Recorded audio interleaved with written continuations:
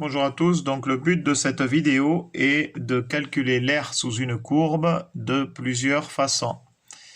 Donc là on a la fonction f de x égale x au cube plus x au carré moins 2x plus 1. Voici sa représentation graphique.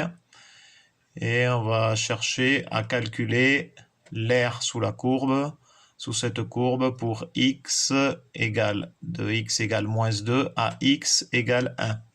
Donc je vais déjà dire x égale moins 2, voilà, à x égale 1.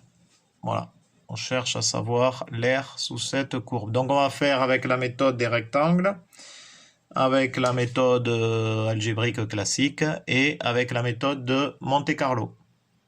Alors allons-y avec la méthode des rectangles. Donc si je prends par exemple 1, 2, 3, 4, 5 rectangles. Alors, ils ont obligatoirement tous la même largeur. Pour connaître la longueur du rectangle, si je me situe ici à moins 1,5, je vais faire f de moins 1,5 et j'aurai donc la longueur. Je vais faire longueur fois largeur pour avoir l'aire de ce rectangle. Je le fais pour chacun des rectangles. J'additionne toutes leurs aires et j'aurai donc une approximation grossière de l'aire sous la courbe entre moins 2 et 1. Mais ce sera bien évidemment une approximation aussi par excès puisqu'on voit que chaque fois on a les rectangles qui dépassent la courbe ici. Alors cette approximation elle sera d'autant meilleure que j'augmenterai le nombre de rectangles. Regardez, là je suis à 5,66 unités d'aire. Si je vais par exemple jusqu'à 50, je suis à 5,41 unités d'aire. Donc là je commence à avoir une bonne approximation de l'aire sous la courbe entre moins 2 et 1. Mais toujours pareil, on voit que les rectangles y dépassent. Donc c'est toujours une approximation par excès. On va faire avec des rectangles cette fois sous la courbe. Donc on a 1, 2, 3, 4, 5, 6, 7 rectangles. Cette fois on va commencer avec la borne inférieure moins 2 et on calculera donc f de moins 2. Ça nous donnera donc la longueur du premier rectangle multiplié par la largeur. On aura donc bien l'aire de ce rectangle et on fait la même chose pour chacun des rectangles. Donc ici, là, on a 4,03. Pareil, si j'augmente le nombre de rectangles, on voit que mon approximation elle sera meilleure. Je vais jusqu'à 50. Là, cette fois, je suis à 5,08.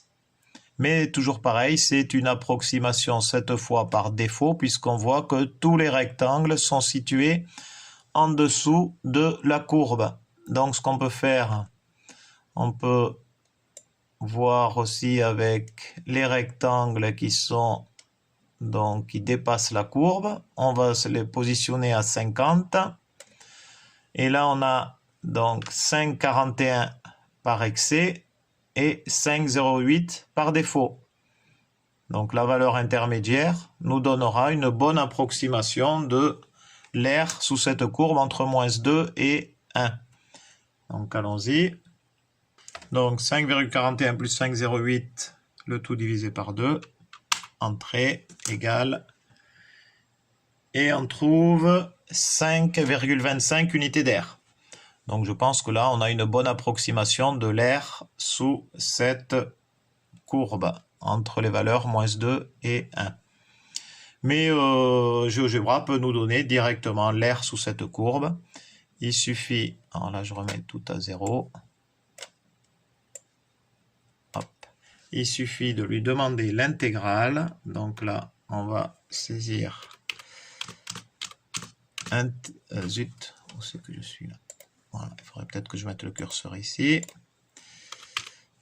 Donc intégrale, on voit fonction x mini, x maxi. Donc il s'agit bien de la fonction f entre moins 2 et 1. Entrée. Et cela me donne 5,25.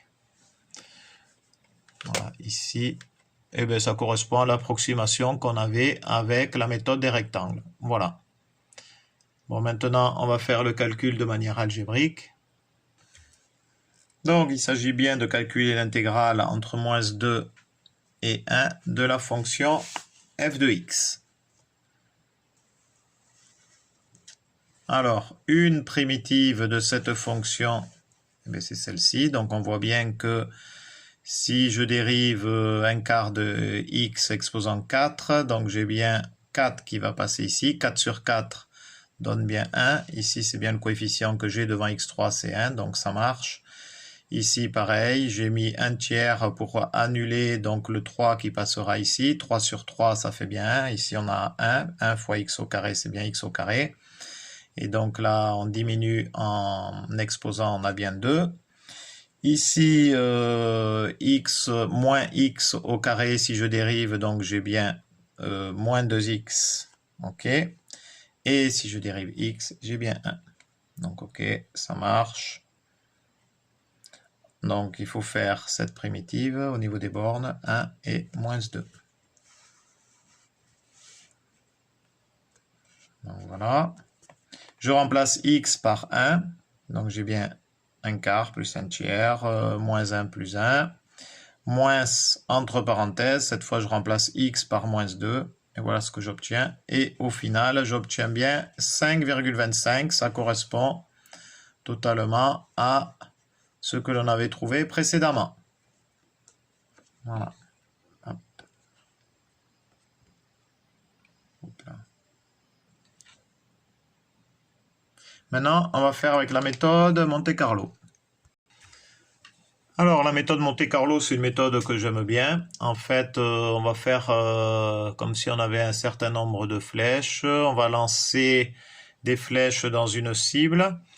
Et on va regarder combien de fois les flèches ont atteint l'aire que l'on souhaite calculer sur l'ensemble de la cible. Donc là, on va se situer sur une cible compris entre moins 2 et 1, forcément. Et au niveau hauteur, entre, on va dire, 0 et 4. Voilà, donc on va se situer dans ce rectangle. Donc là, je vais mettre y égale 4. Voilà. On se situe donc dans ce rectangle. Et on va chercher la probabilité d'atteindre la cible si on lance les flèches de manière aléatoire. Donc c'est complètement au hasard. On lance les flèches vraiment complètement au hasard dans cette zone-là, dans ce rectangle, ici. Donc la probabilité d'atteindre toute cette zone-là, c'est-à-dire la zone que l'on souhaite calculer, là, quand on veut connaître l'aire de cette zone, eh bien, c'est le nombre de flèches qui auront atteint cette zone divisé par le nombre de flèches total, le nombre de flèches lancées sur l'ensemble de cette zone. Et du coup, l'aire ici correspondra à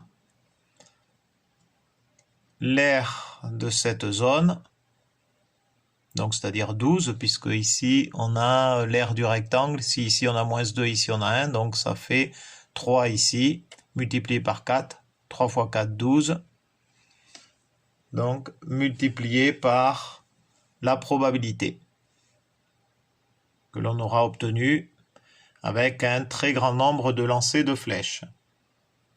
Donc pour être plus clair, j'ai repris un petit peu ce que je viens de dire là. La probabilité qu'une flèche, elle atteigne donc l'aire sous la courbe, c'est-à-dire l'aire que l'on souhaite calculer. C'est donc l'aire sous la courbe moins l'aire du rectangle. L'aire du rectangle, c'est 12, 3 fois 4, 12, donc produit en croix. L'aire sous la courbe est donc égale à cette probabilité multipliée par 12. Donc voilà ce que ça donne en programmation Python. Donc dans un premier temps, il faut importer la bibliothèque random. Ici, C, c'est le compteur, donc c'est le nombre de flèches qui auront atteint la cible. Donc bien évidemment, au début, le compteur est à 0. Ici, on va demander combien de flèches vous voulez lancer. Alors, on va donc prendre des points donc, qui vont se situer complètement au hasard sur l'axe, qui auront donc pour coordonnées donc un abscisse qui sera pris au hasard entre -2 et 1 et un ordonnée qui sera pris au hasard entre 0 et 4.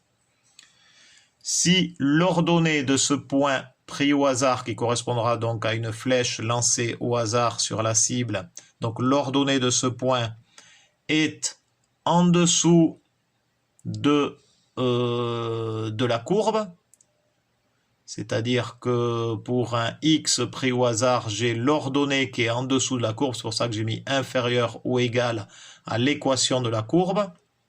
Ça veut dire donc que la flèche aura atteint sa cible. Et si la flèche a atteint sa cible, le compteur, on lui ajoutera +1. Et donc au fur et à mesure, le compteur il va augmenter de chaque fois que la flèche atteindra sa cible. On va lui demander donc d'afficher donc la formule que l'on a vue, 12 fois la fréquence, c'est-à-dire la fréquence, c'est le nombre de flèches qui auront atteint leur cible divisé par le nombre total de flèches lancées. Et cette fréquence correspondra à une probabilité avec un très très grand nombre de lancers de flèches. Donc allons-y, on va demander donc combien de flèches voulez-vous lancer. On va dire par exemple dans un premier temps 10 000 flèches et on va voir ce que cela va nous donner. Donc c'est pas mal, on a 5,29, on est déjà très proche de ce qu'on a trouvé précédemment. Mais on va lui demander maintenant combien on va trouver avec par exemple 100 000 flèches. Donc allons-y avec 100 000 flèches, on devra avoir une meilleure approximation. Oui, bon, on obtient 5,28. Oui, on s'est un peu plus approché que 5,25. Allez, on va faire un dernier lancer. Allez, cette fois on y met le paquet. On a pas mal au bras et on envoie 1 million de flèches. Voilà, il va tourner pendant un moment. C'est beaucoup mieux, on a 5,26, bon allez, on est quand même très proche de 5,25. Voilà, et bien c'est tout pour les différentes façons de calculer l'air sous la courbe. Avec en dernier cette méthode de Monte Carlo que, comme je disais, j'aime bien et qui sert aussi qui a beaucoup d'autres applications intéressantes. Voilà, bonne journée, Adichat.